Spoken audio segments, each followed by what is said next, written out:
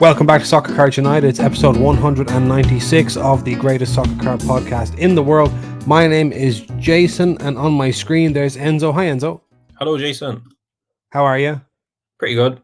In very good form. Very excited, very happy, very optimistic. Feeling very good. We launched the Dublin Card Show tables last night. Yes, we launched the website with the tickets, the tables, the whole lot. It's happening. And for those of you listening, the International is happening. We can't call it that yet. We got to earn that. But the International Sports Collectors Convention. Yeah, and if you don't know what the International is, welcome along. You're obviously a new listener, but for the OGs, they know what we're talking about. A few things to say.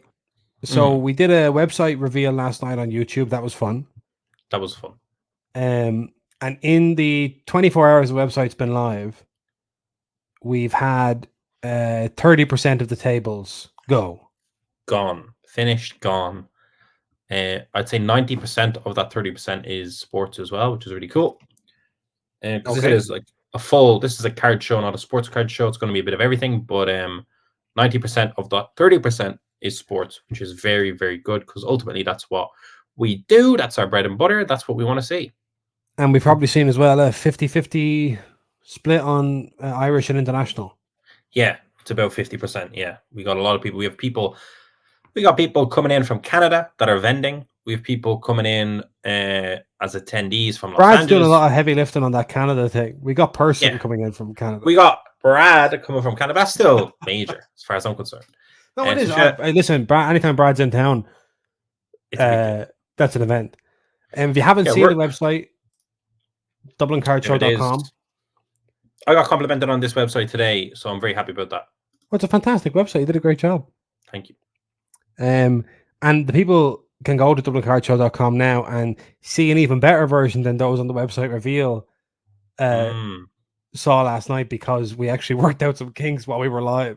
It was actually, Jason, you emailed the mailing list about the show, and you had a beautiful section where you could click the logo and it brought you to the website. Yeah. And then there was another part where you could get tickets, but that brought you to soccercardsunited.com. I know. I knew something was wrong when I saw the results coming in from the... Yeah. But it was good because soccercardsunited.com, we're linking back to the show. Intern links. I know. Yeah. It's unbelievable what we're doing over here on this side of it. So there's all sorts of stuff. There's vendor tickets. There's tables. There's attendee tickets. Contact us. FAQ. So get over to that website. It's bookmark that website. Get involved. And just for the people here, no, put that back up real quick. Oh, you want to see that back? Yeah, for the people here on this, we're talking about the Samuel Beckett Bridge there in the center. Just to the right, lit up in blue, the Soccer Cards United blue is the Convention Centre Dublin, which is our venue. That's purple. Nah, I call it blue. And then just there in the foreground, there's a boat, which is actually a bar. Wait. Jason, that's definitely purple. That is purple. No, it is. It is. I won't even lie. That's purple. Okay, fine. I'll let you away with it. And then, just down there, you see a little boat, which is a restaurant bar that we may or may not have some shenanigans on in the lead up to the show for anyone that is flying into the city. Because, again, super central location. So if anyone's listening to this, they have yet to jump in, want to buy a vendor or attendee ticket, please do that. February 24th, 2024. With Christmas coming up soon, we do have a lot of work to do this month because we're expecting a shutdown for Christmas. And then it's going to be all hands on deck leading into February. But we're super excited about it, and we're super ready, super excited. And so far, the vendor table we have sold has been super, super optimistic. I'm very happy. I'm getting good form. I thought I was going to be more stressed today than I am. Let me put it that way. Yes. No, I agree. I think I also feel very good. And it's exciting times here at Soccer Cards United HQ. I also have a very personal affection I wasn't expecting to have to everyone who has bought a table. Do you know what I mean? Like, I feel I'm like, I got to look after every one of these individuals. You feel incredibly grateful. Yeah, because I know, like, ultimately we're everywhere, right? You see us in Paris, you see us in Copenhagen, you see us in London, all sorts of stuff in England, Scotland, Germany, all the time. Yeah. When we're in England, we see all the UK guys at like pretty much all the shows. We're in Germany, we see the German guys at all the shows. When we're in Copenhagen or Paris, we don't see the Germans or the UK guys there. When we're in Germany, you don't see that many UK guys there. So ultimately, we kind of couldn't necessarily expect a big international influx because we don't see that when we're on the road everywhere else. Yet, it seems like we're getting that. And just, those that are doing it, we know how hard it is to kind of set up a table abroad. A lot of costs involved, a lot of hotel, travel, all that sort of stuff. But to anyone that hasn't booked yet, not that many costs, not that hard. No, it's not that difficult. So ultimately, it's just I feel personally, I don't know, I feel a great warmth to those individuals, and they are going to be looked after. That's all I can say. If you were the sort of person that you see on TikTok podcast clips where you wonder, is this even a podcast or they just make these clips? You would say you feel humbled. Do you ever get that? Like where you're like, this cannot be an hour-long thing. These people just must talk in this this type of way. In this type of way, because this is not a regular conversation. You can't sustain a conversation like this. Maybe you can. It's just a bunch of sociopaths parroting cliche back and forth. But anyway, you would say you feel blessed, you feel honored, you feel humbled. I feel humbled, I feel blessed, I feel honored, I feel vibey, and I feel ultimately responsible, Jason. Yeah. For a very, very good time for all those that are going to be in Dublin. Descending upon Dublin on that very fateful weekend. Yeah. Along with a bunch of Welsh rugby fans. The city's going to be on fire. It's going to be brilliant. Yep. I, for one, cannot wait. Okay, so that's the Dublin Card Show. Get your tickets now. It's time for Hobby HQ. And one of the big pieces of hobby news we had in between now and our last episode is that we're going to get Lionel Messi's first MLS card. Beckett, Beckett.com couldn't resist the headline, 2023 Topps MLS gets Messi. Very hard to leave that on the table whenever you're writing. That could have been left on the table, in my opinion. I think that's been in multiple. That piece of wordplay has been in multiple Soccer Cards United episode titles in the last 200 episodes. It's been, to be honest, it's been everywhere. Come on, it's been everywhere. So 2023 Topps MLS has a lot of new things in store. That said, the biggest addition is the inclusion of arguably the biggest star the soccer has ever seen, Lionel Messi.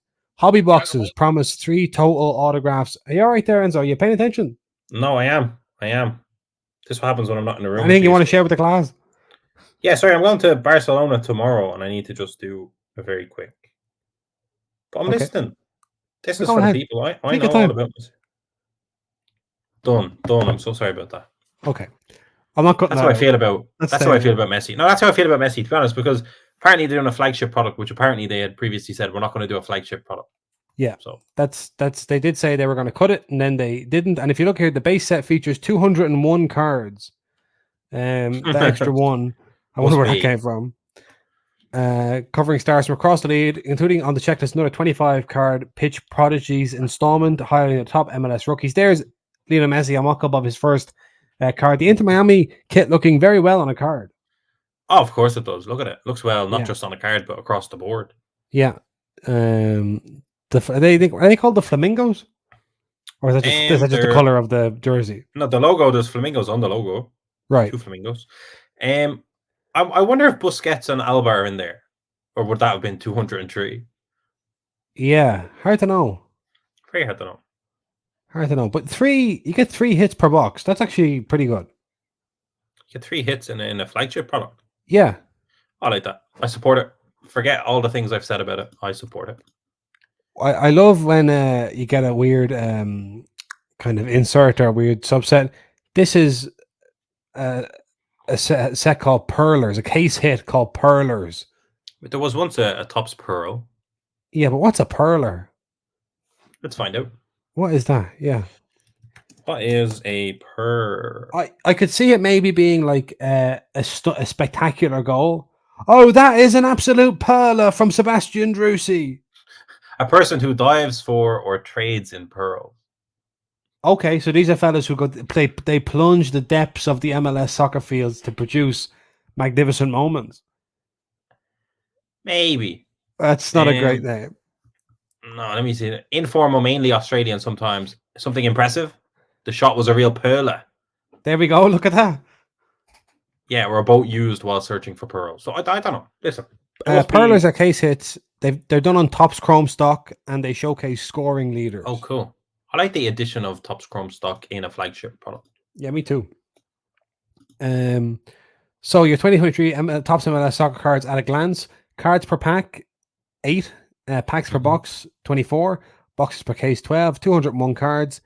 3 autograph memorabilia cards. 4 kit core. What's kit core? That's, I think, this is go up a bit. Oh, this is kit core. That's a bit weird. What is that? Is that like the design of the background, same kind of color as the kit kind of thing? Yeah. That's right. Okay. That's absolutely right, is it? That's absolutely right. There you go. So that's out at the end of the month, according to everyone. Yeah, obviously, MLS was delayed because of Messi, which is a good thing. Had him in there. To be fair, like a 1-1, I mean, that foil factor won't really be that crazy, but like when you get to the Chrome 1-1 super factor of a Leo Messi in an Inter Miami kit, you've got to like that. Black foil 1-1, red foil up to 10, and then hobby exclusive gold and orange. 50 so there's blasters. There's blasters out there. There's blasters, value boxes, all kinds of stuff. Jason, while we're on those kind of odds, there was a Hobby HQ topic. I don't know if you have it in. You probably don't. Probably don't. You probably missed this. You fucking big dumb nut to that. Just cause give me the abuse. Someone was showing. You know, maybe we had Breakers Delight as a product. Someone showed like a checklist of that, and the way it would say like Hobby Blaster, there's like some hits that just says Breaker, because obviously it means Breakers Delight, but like people are going mad. Oh no, hits just for the breakers and the breaker boxes. Yeah. But that's obviously Breakers Delight, I would assume. But yeah, interesting. I mean, at this stage, mostly all the big hits are hit by breakers anyway.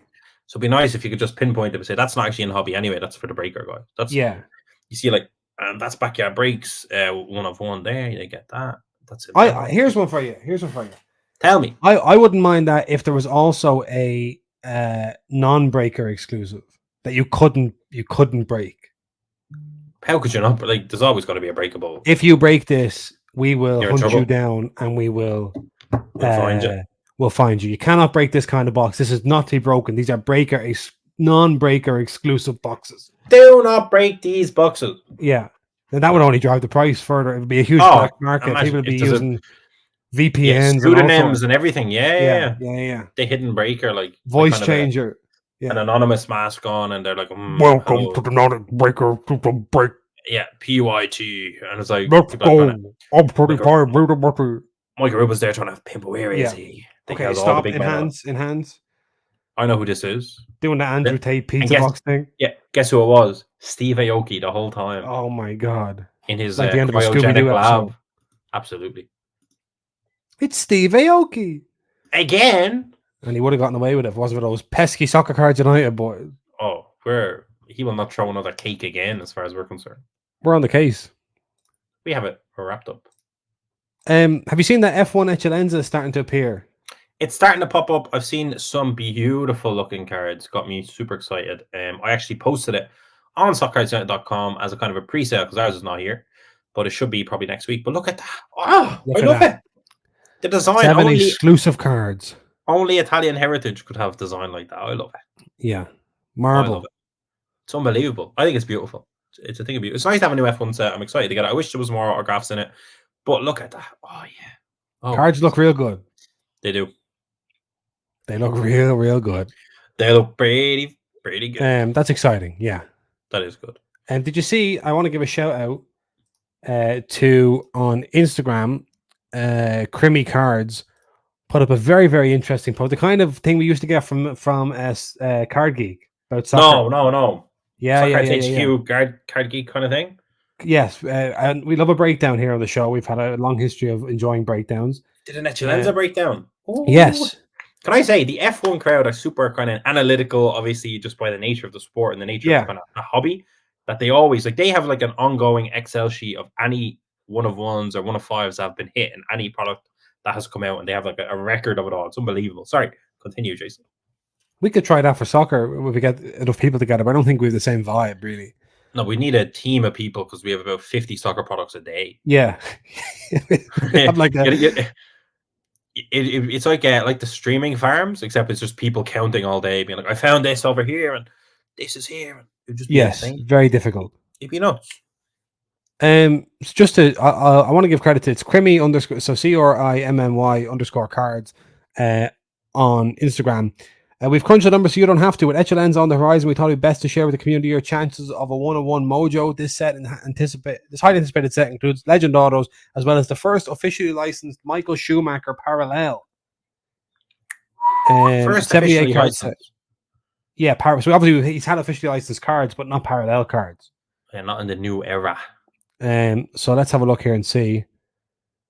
This is Oscar Piastri's first product with a rookie stamp.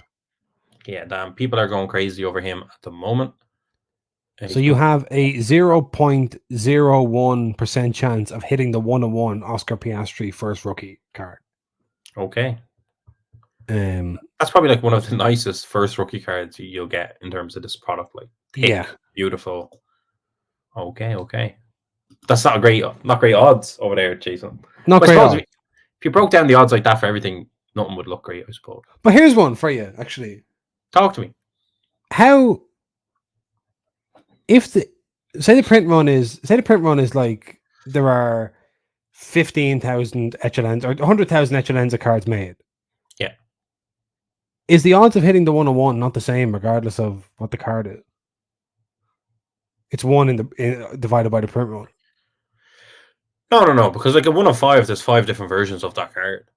No, but I mean, any given card. Like this. You're just showing that you don't understand statistics or probability. No. Wait a second. So this 1 of 1, of 5, of 15, of 25 for this Oscar Piastri rookie card. Mm-hmm. Is this not the same for every other card? Well, every other 101 has 0.01% chance of being hit. That's what I'm saying. Yeah. Yeah. Okay. What I'm wondering now is what's on the next panel. Yeah. Because what I'm saying is, I could now knowing this. No, but like that's not for every card. You'll understand because think about it, Jason. No, I'm not gonna. I'll let you go to the next. I'm not saying for any card. I'm saying for the numbered. But like, okay, I think what this is saying, Jason, is this is Oscar's first rookie stamp. The odds of getting any 1 of 1 is this, any of 5 is this, any 15, any 12, of any of the cards that have those parallels. That's what it's saying. It's not. They're just saying, oh, by the way, here's Oscar Piastri's class. That's the statistics. Oh, it's unrelated. Yes. Now I understand. This fella's brilliant. Now I understand. I see what's happening here. So look, they've given you a bit of help here on this one. Yeah. Right. Brilliant. So I actually misunderstood something entirely different to what we thought I misunderstood. The debut of Legend Autos, if you want to hit any auto. Yeah. Sorry. I thought you froze. No, I mentally. Well, you did freeze. It just wasn't your connection. No, my connection's fine. My brain, not so much. I'm not doing too good. So you got a 0.014% chance of hitting a 1-on-1 auto. Why don't you have your headphones on? They're downstairs. Jesus Christ. Yeah, 0. So what's the difference there? Like a 0.004% difference. You're more likely to get that. Yeah, so you're 0.004% more likely to get an autograph 1-on-1. See, you see what I'm saying? Oh, but look, think about it. There's less autograph 1-on-1s than there are base cards. That does make sense. There are less autograph 1-on-1s does it? Than there are base cards. Is it a guaranteed number of autos per box? No, there's no autos in a box. There's no autos in any of the boxes. Look, it's like you're not guaranteed an autograph in a box. Yeah, okay. Yeah, right. You're guaranteed by the way, this is incredible content. So, but you get 2 parallels in a box. Does that help you? I just don't understand why it's more likely to get an auto. That's a bit mad. I don't know. Maybe I don't understand statistics. Maybe it's like assuming you hit an auto. This is your chance of hitting a 1-on-1 auto. You're telling me Crimmy Cards is using conditional probability? That's what I'm thinking. Yeah, I think he's applying Bayes here. I think he's a Bayesian Crimmy card. Oh my god. Yeah.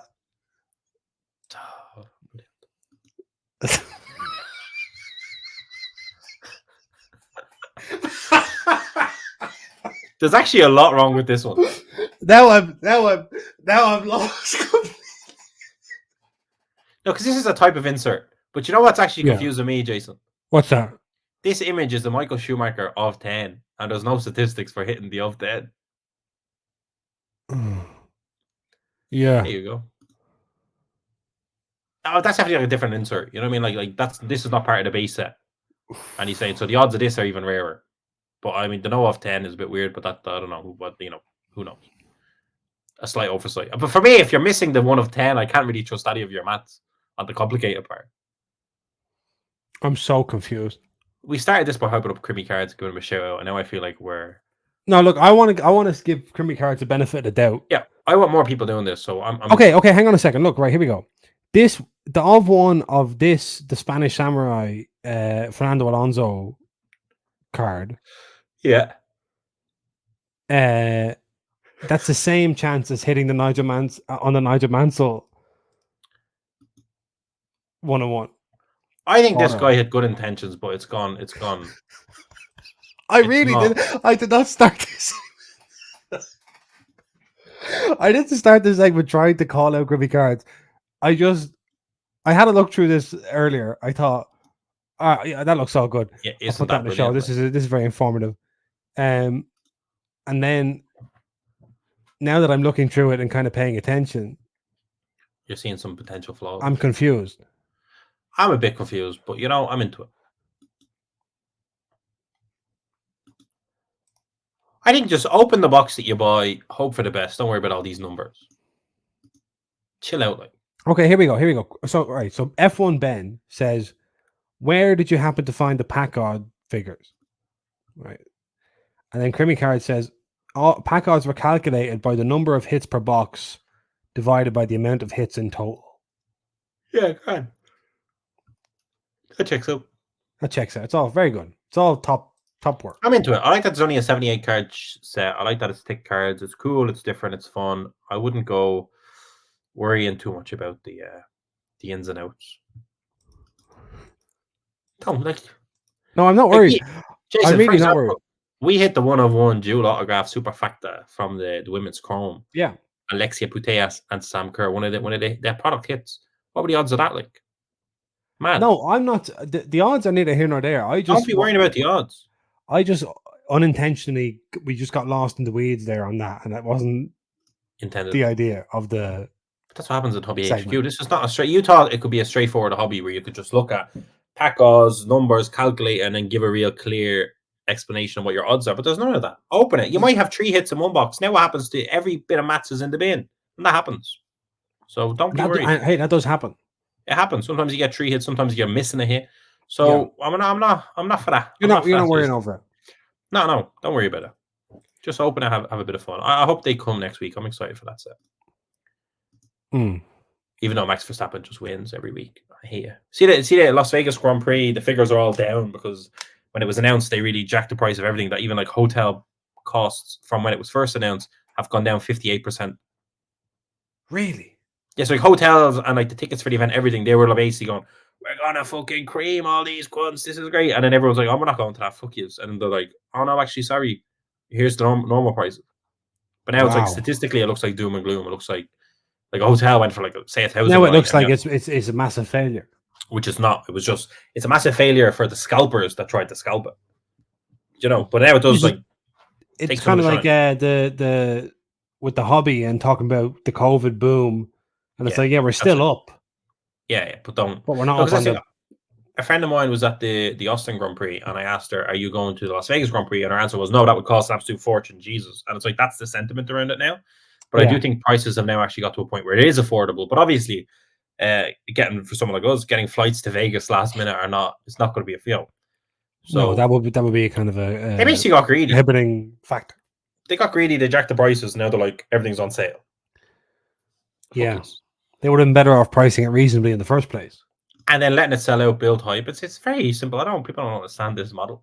Listen, if anyone at F1 needs to talk to the organizer of the Dublin Card Show about how you operate an event, we're here. How you get people, to fly in, all that stuff, we can tell you. Yeah, you don't 3x the price of your ticket and hope for the best. No, not at all. That's how it goes. Enzo, we're on the jury of something called the Golden Pack Awards. Okay, let's talk about that. And the Golden Pack Awards, they're essentially going to be hobby awards. It's run by our friend Dom, who has the Don Le Paquet podcast, and kind of the French language answer to Soccer Card United. I was going to say, to be honest, if these fellas weren't French, we wouldn't have responded. Do you know what I mean? Like, we don't engage with anything. We don't really engage with anything, but it's like they were French, and we said this is kind of like the Ballon d'Or, and then we laughed, and we said, let's do it. Yeah, I suppose so. That could be true. So it's going to be soccer hobby awards. There's a jury of international voters. Here's who Here's who we're in with. So, first of all, we're both on the jury independently. Can I say that was such a nice touch? That was a nice touch. A lot of the time, people are just like, and you are connected. Your bank account is connected. Your life is connected. You share the same bed. You two are the same person. Yeah. These people showed us respect. People showed us respect here, actually, and they even put a gap between us. They gave us a bit of space on everything. Brilliant. A bit of bloody breathing room. Yeah, I'm sick of being next to you. This is like when we pick different seats on the flight. 100%. I'm never beside Jason on a flight. Why would I want to be? Yeah. I see him enough. Exactly. The flight, it's nice. Very nice. You know, absence makes the heart grow fonder and all that stuff. So we have Dom from Falco Football Cards. We have representing Monaco. We have me representing Ireland. Wahey! That's you. That's you. We That's have your fans. Robin, aka Camillerino from France. Stefan, who runs Control Breaks in the Netherlands. Hey, don't skip me. Oh, you're reading off the oak, not I'm reading off the tweet. Don't worry. Sorry. Ryan from Debo Sports representing the USA. Rod from Neon Trading Cards, who somebody in the replies said is a box breaking legend. I seen that. I was going to say that, yeah. On Australia. From Down Under. And Thierry from the Paris Card Show. Torsten from Inside the Box. Simon from Chicago Soccer Cards. Michael from Hemingway Wax. And Enzo from Soccer Cards United. Let's go. Ireland is represented well on that list. Yeah, let me tell you. Absolutely. Yeah, brilliant. So that's exciting. So there are categories being announced. Yeah, we get to be the dubious panel that make questionable decisions. Yeah, we are available for brown envelopes. Bribery, we can absolutely be bribed. Yeah. If you want your podcast to win Podcast of the Year, we have no problem at all. We'll vote against ourselves. Yeah, we don't care. So categories announced from the 13th to the 19th of November. That's next week.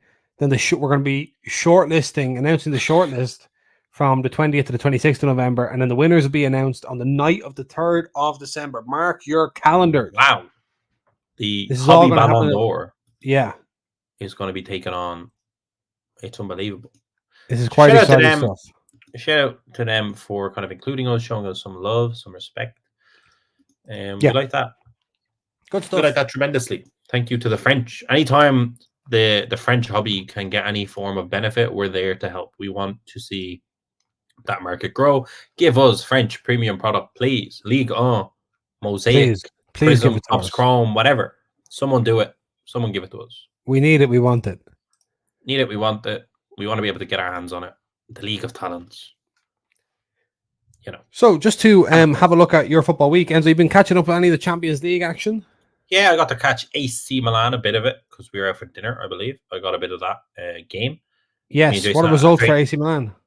Oh, Rafael Leao was on form, apparently, in the first half, which I missed, but I got the replays. Unbelievable. Yep.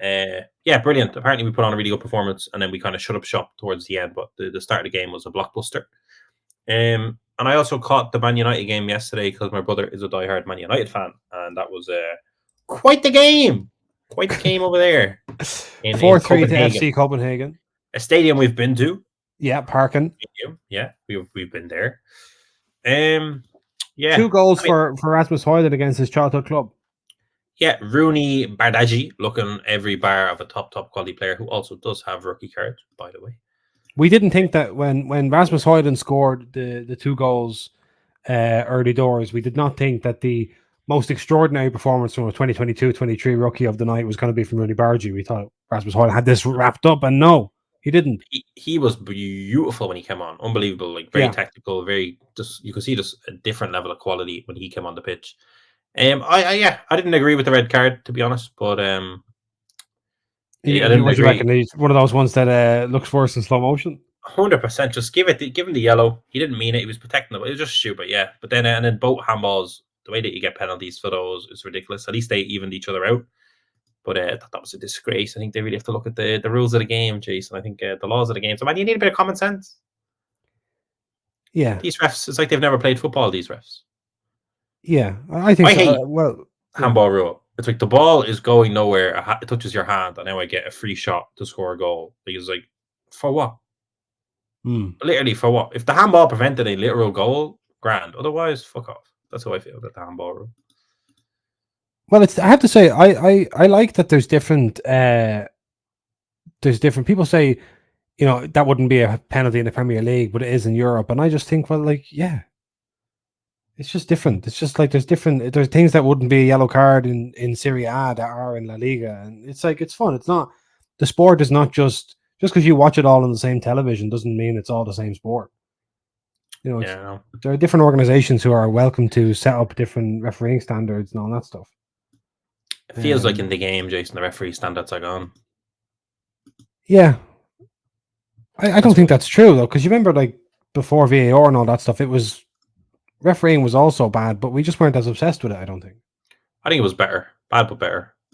I much better. I was obviously open to a lot of fucked up shit, but I much preferred the kind of like you could get the rub of the green or you might get fucked, but sure, look, it is what it is. Let the ref decide. That was better crack. I mean, now it's like, and is his hair offside? Oh, gives 5 minutes to look at that. Like, it's like if it's that close, it's onside. Who cares? It's ridiculous. Yeah, I think it's not why people like football. No one likes football because of the accuracy of the refereeing decision. No, and they're not even accurate, even with the help of technology, which is kind of fucked up. No, I mean, like it's a spectator sport. It's and it doesn't like just play. Just let's get going. Yeah, let's get. I don't like managers coming out and saying, "Oh, it's disgraceful." I'm like, man, I don't care. I have no sympathy for you. Like every team has refereeing decisions go against them. Just because you're Man United and not Wolves, and therefore more newspaper columns will be filled with your news, doesn't mean you get the right to be any more outraged than anyone else. You sound like a jaded football fan. I'm just saying. I just think that I think a lot of especially the big English clubs, and in fairness, I say big clubs in general, we're going to see it. You see it every time in the lead up to El Clasico. You get like Real Madrid TV will do like this is every time. This actually happened recently. They did like a feature on Real Madrid TV. This is every single time that this referee who's about to referee the Clasico has made a decision against Real Madrid in his entire refereeing career. And it's like, crime on. Your man for, I think, Rams coaching pre... Yeah, Will Still. Yeah, Will Still. Before he said in training, I'm doing like poor refereeing decisions on purpose to get people ready for the PSG game. So like if he's in training and someone does something crazy, he's not giving the call or whatever just to prepare his players. Yeah. But that's also like that's mad. But it's all I almost prefer that. It's like, yeah, it's like we're gonna be operating in suboptimal conditions here, people. Get on with it. Those 4 words need to be introduced more into football. Get on with it. Yeah, move along. But yeah, Man United a bit disastrous, huh? Yeah, like to be honest, like they were grand. Like it wasn't the worst performance or whatever, but obviously getting sent off. Yeah, not great. Ultimately, I just don't trust what's going on with that club. It's kind of classic. Even like this Jadon Sancho thing, like we've kind of called it. United's a bit of a mess, and it's kind of hard to even judge any of the players because there's clearly just a messed up culture at the club. I agree. I tell you who you can trust in. That's Harry Kane to score goals for Bayern Munich. 2 more last night in the last 10 minutes against Galatasaray as they won 2-1. This is the kind of Champions League game I love. Oh, my favorite thing about this game was the 2 goalkeepers. In one goal for Bayern Munich, you had Manny Neuer. In the other goal for Galatasaray, still you had Fernando Muslera. And it's just like this is football heritage. It's like it was like if you watched the game and in one goal was Iker Casillas and in the other goal was Gigi Buffon. It's like they're like time travelers from a different era. I loved it. And that is football heritage. You have that's football heritage. You have one team with Icardi, Zaha, Ziyech, Torreira, Bakambu, formerly of Marseille, formerly of Villarreal, formerly of Beijing, Guan, Cedric Bakambu, ultimate journeyman, perfect Galatasaray player. I love this match. This was great. And Harry Kane is even better than he was at Spurs.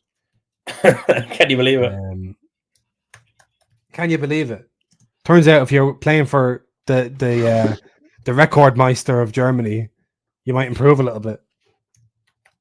Incredible. No, it is a bit.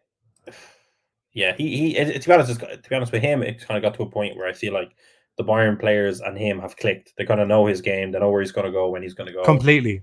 And now it's just like, now it's going to be goals. Like there was a bit of a period where he's like, oh, this isn't Spurs. Now he knows I can make this run and I'll be found. Unbelievable. And they're kind of going, oh, he'll make that run and he'll score. This is class. I don't know if you saw any of the Arsenal Sevilla match. No, I just heard Saka got a good goal. Saka got a very good goal, but there was one particular moment. I want to see if I can find a clip of it, where Gabby Martinelli spun the right back of Seville, and it was glorious. Glory. It was like the kind of thing where the commentator literally said Martin Keown, I think, was in the studio for TNT, and they said if you did that to Martin Keown, he would have just booted you. It was crazy. It was like the kind of thing that like it was disrespectful. Understand. Let me see if I can find. But like you're a big Arsenal fan anyway. I knew you were going to catch that game. Massive Arsenal fan, of course. Me, yeah, everyone knows that. I'm not going to be able to find it. Doesn't matter. But that was quite exciting to watch that. Trying to see any other notable results. Real Sociedad, our mates Real Sociedad have had an absolutely stellar season so far. And they beat Benfica 3-1 last night. The goals were lovely. That and the Barrenechea that we saw score against Real Madrid is decent. Was brilliant. Oyarzabal, brilliant. Marino, brilliant. Kubo, brilliant. And would you believe I'd love to see. I'd love to get back there to the. I know, not anymore. No, not anymore. If this kind of thing's going to become a regular occurrence. If we can go back to San Sebastian for those pinchos, I'm there. I'm there too.